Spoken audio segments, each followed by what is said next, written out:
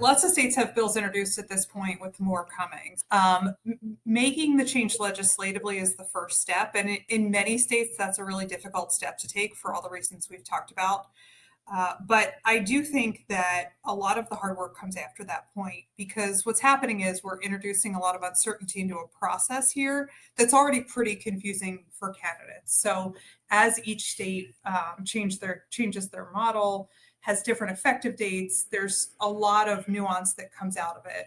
For better or worse, this process is complicated, and we're making it a little bit more complicated as we shift to adding the extra licensure pathway. So I know I can speak for my colleagues when I say all of us as state societies are working really hard to communicate really clearly with candidates and students about what's changing and when and what to expect.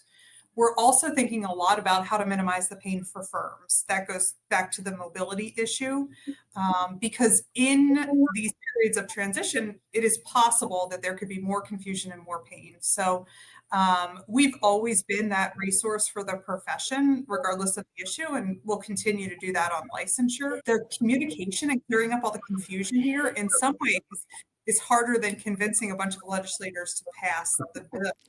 Because I think you said this a minute ago, it's not a controversial change politically. We see support on both sides of the aisle. So we just have to get the profession there and bring all of our stakeholder groups with us.